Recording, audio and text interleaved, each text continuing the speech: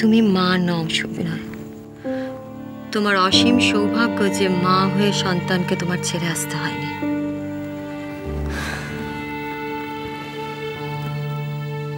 আজ প্রদ্যুৎনবাবুর ছেলেকে দেখছিলাম আর ভাবছিলাম, ও তো আজ এতটাই বড় হয়েছে, তাই না? ও যদি আমার সঙ্গে থাকতো তাহলে আমি ওর বিয়ের কথা ভাবতাম, ওর সংসারের কথা ভাবতাম। আপাতত পুপের বিয়ের কথাটা ভাবো। ও আমাদের সকলের রেসপন্সিবিলিটি অজন্তা। তুমি বোঝো না এমনটা তো নয়। ও একটা ঠিকঠাক জীবন পেয়ে যাবে, এটা তুমি চাও না? সবাই ঠিকঠাক জীবন পাবে, শুধু আমি ছাড়া, তাই তো? ঠিক আছে, এ ব্যাপারে সত্যি আমার কিছু বলার নেই।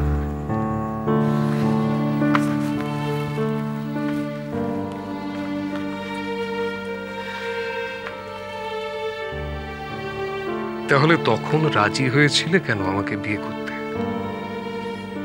বাবা তো আনক্লিয়ার কিছু করেননি, পরিষ্কার বলে দিয়েছিলেন ডিভোর্সি মেয়েতে আমার আপত্তি নেই, কিন্তু তার সন্তানকে আমি এ বাড়িতে চাই না। তখন বলতে পারতে না আমার এতে মত নেই। আমি তোমাকে অনেকবার বলেছিলাম সুবিনয়, তুমি ভেবে দেখো, এই ব্যাপারে যা কথাবার্তা হয়েছে সব তোমার মাধ্যমেই হয়েছে। ভদ্রলোক আমাকে নিজে ডেকে একটি কথাও বলেননি। বললে আমি বলতাম।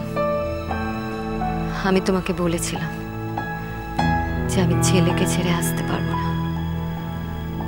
তুমি বলেছিলে 2 দিন ওয়েট করো, দেখো ঠিক অ্যাকসেপ্ট করে নেবে।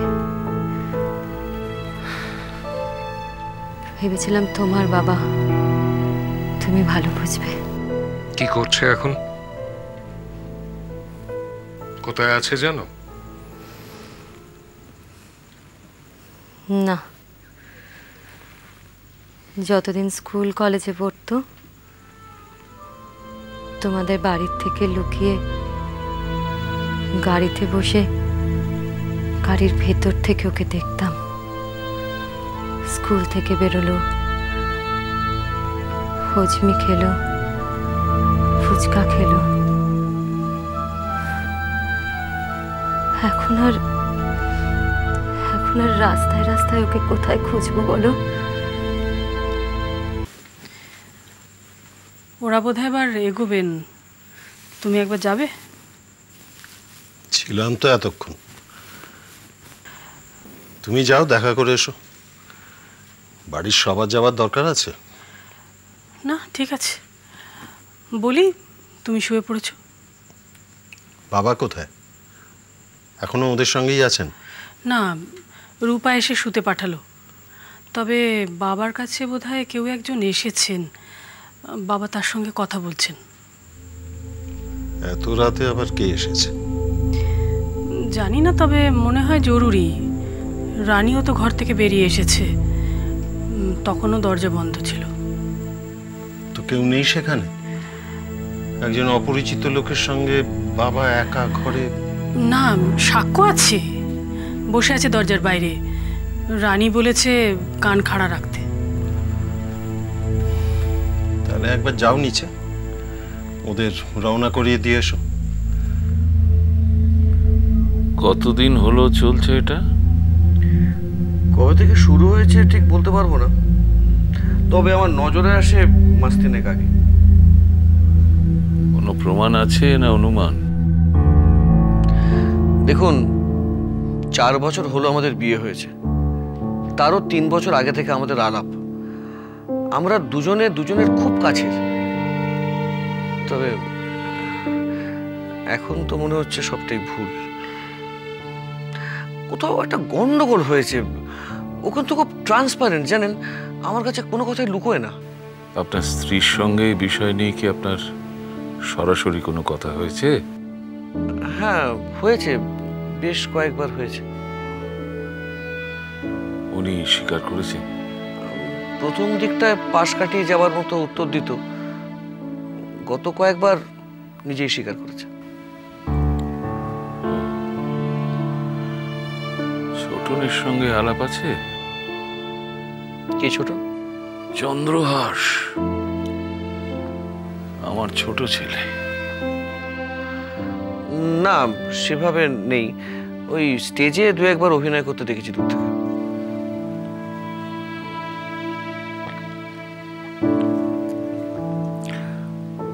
যদিও এই বিষয়ে নিরপেক্ষ থাকাটা খুবই মুশকিল, তবু কি আপনার কখনো মনে হয়েছে যে স্টেজে ওদের একসঙ্গে মানায় নায়ক নায়িকা হিসেবে?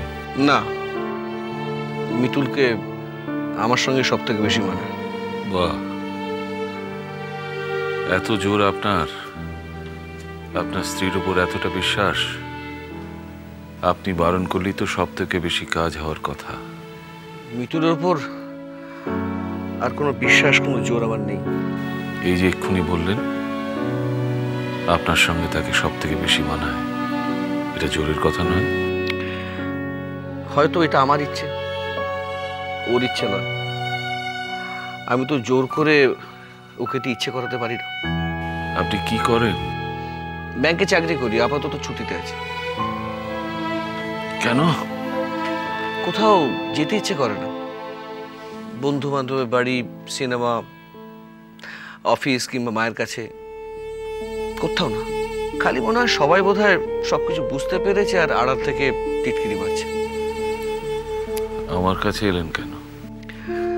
জানি না, তবে মনে হলো কিছু করার হলে আপনি বোধহয় সেটা করতে পারবেন। আমি কি ডেকে আপনার সঙ্গে সামনাসামনি কথা বলিয়ে দেবো? না না না, আমি আমি মিতুল ছাড়া আপনার সঙ্গে এই ব্যাপারে প্রথম কথা বললাম। আর কারোর সঙ্গে কথা বলার কোনো ইচ্ছে আমার নেই। কিন্তু আমার যে কোনো ক্ষমতা নেই আপনাকে সাহায্য করবার। আমি জানতাম আপনি এরকম কিছু একটা বলবেন। আমি সত্যি কথা বলছি। না না, আমি তো অবিশ্বাস করছি না। দেখুন, আমারও তো কোনো কিছু করার ক্ষমতা নেই। মিতুল তো আমার স্ত্রী। কে? বাবা, আমি রূপা। এসো।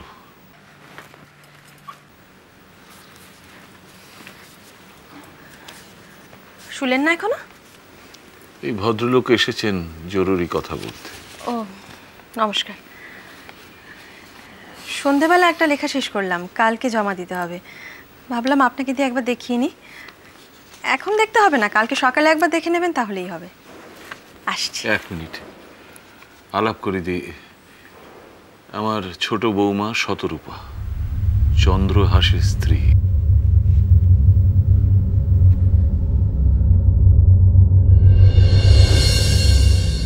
আর ইনি হলেন শঙ্কর মজুমদার, চন্দ্রহাসের দলে মৈত্রী বলে একটি মেয়ে অভিনয় করে, তার স্বামী।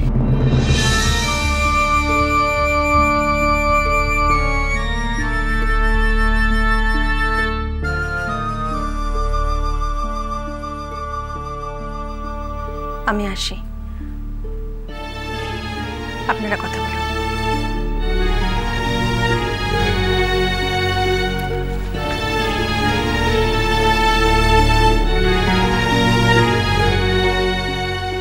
বাবা, আপনার ছেলেকে একবার নিচে পাঠান, খুব জরুরি দরকার।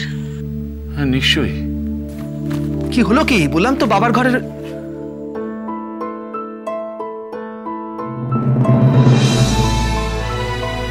অস্বাভাবিক মৃত্যু হলো অভিনেত্রী মৈত্রী মজুমদারের। গতকাল রাত্রে আত্মহত্যা করেন তিনি। গানি